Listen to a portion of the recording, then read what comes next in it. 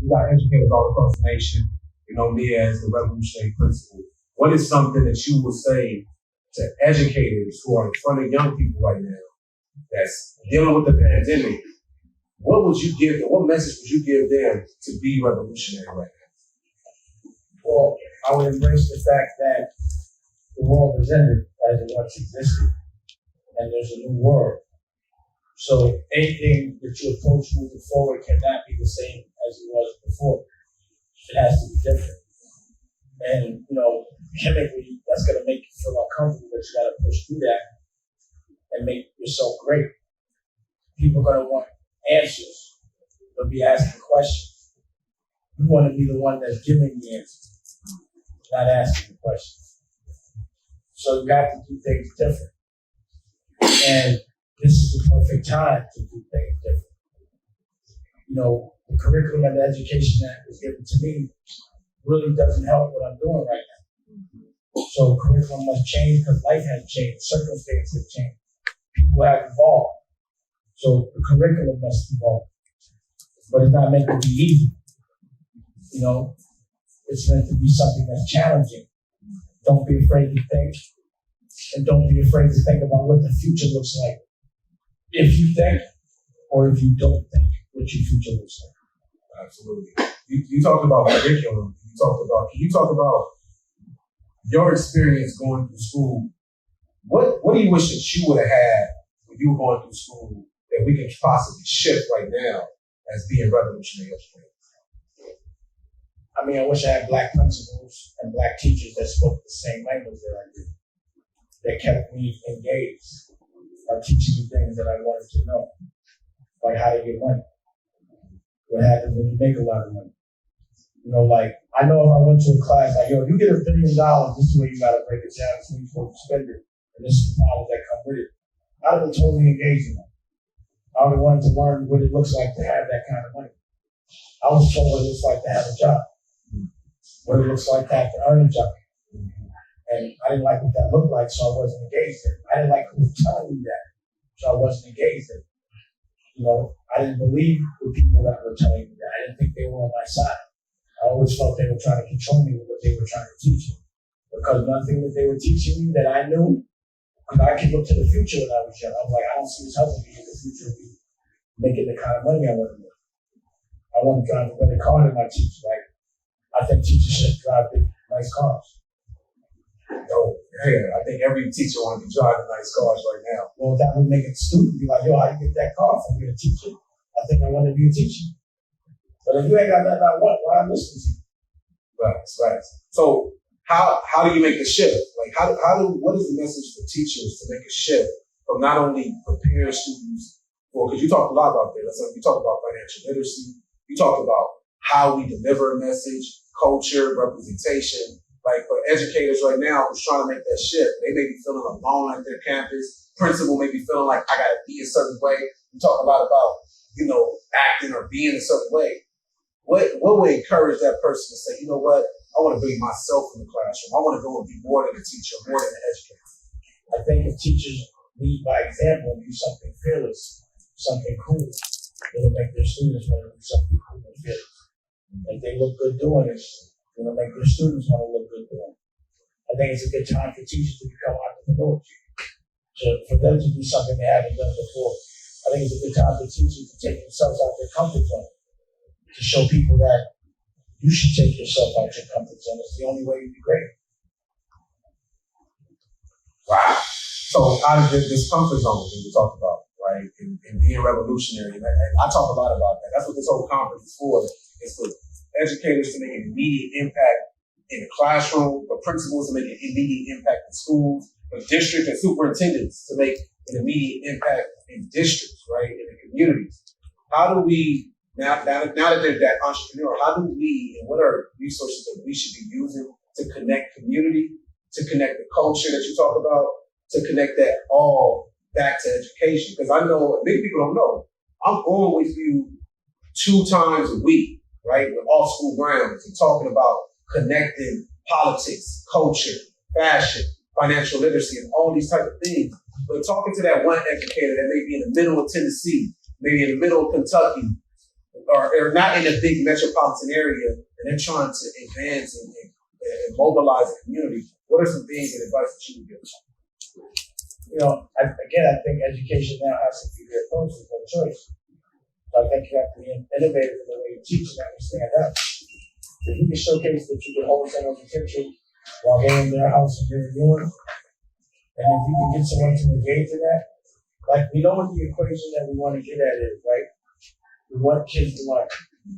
But we know, again, like chemistry, there's different paths to get there. It's right now, it's about educators figuring out which path to get there.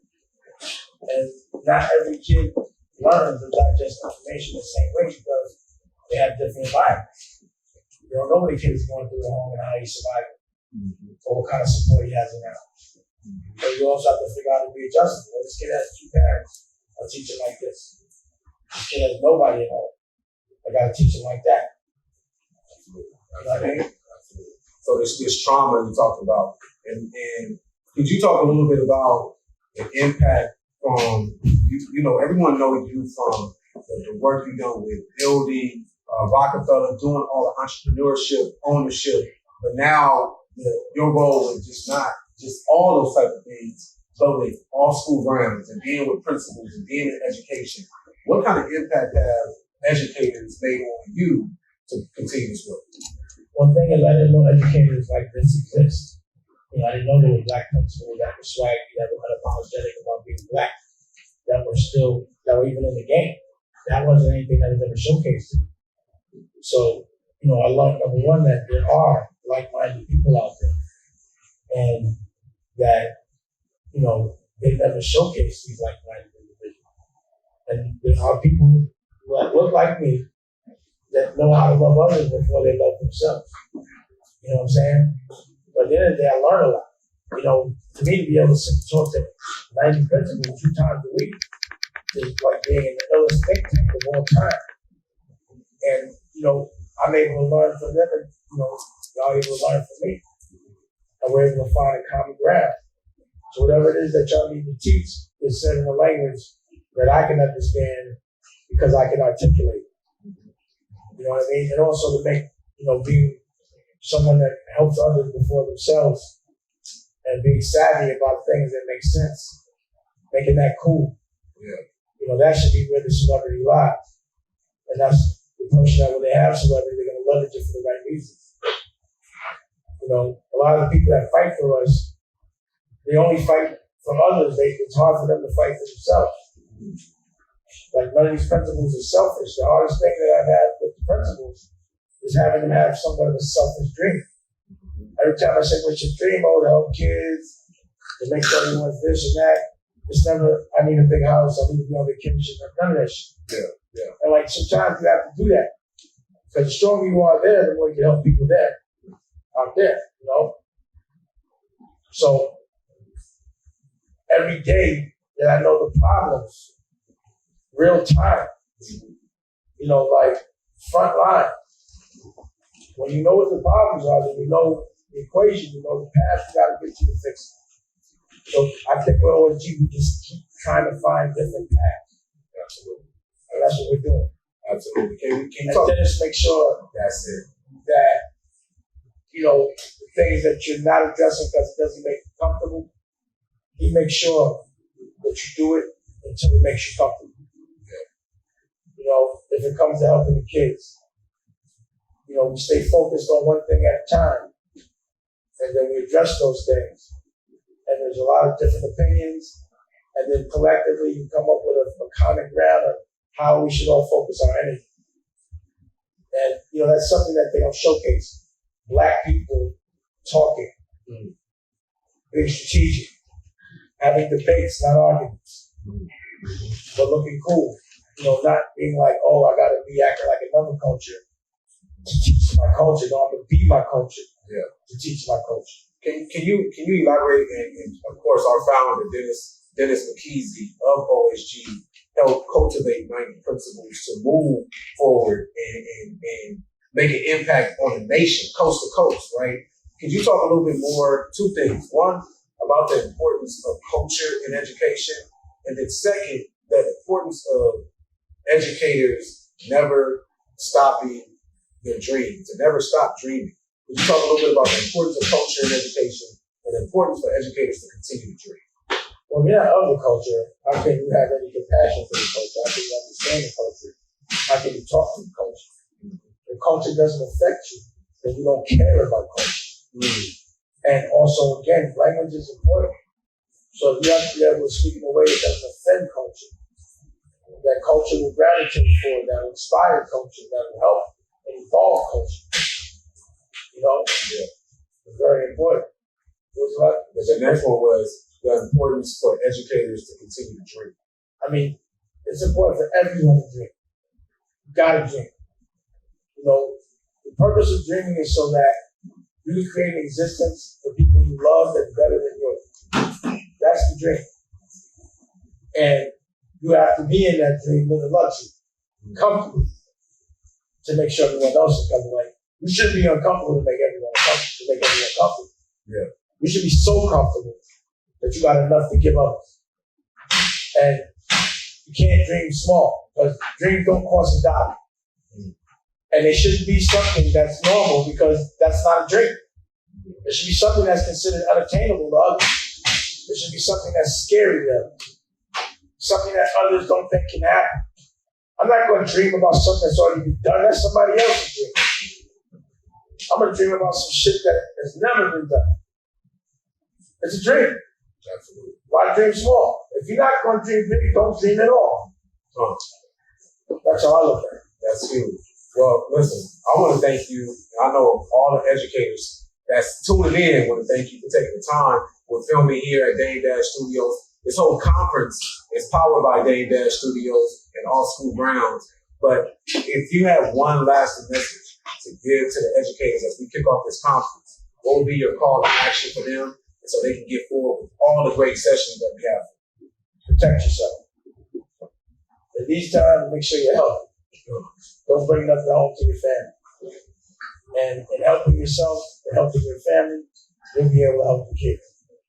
And reapproach education right now. Experiment. Because right now, everyone's looking for answers. Everybody has questions. What the fuck? What are we doing next? How are we going to fix this? What's the new normal? Make the new normal behoove our culture and us. And teach them what they need to know. Space travel. You know? Yeah. Gardening. You know what I mean? Yeah. Understanding chemistry. And things that come with that. Yeah. Just like that. Absolutely. Y'all heard it from the legend himself.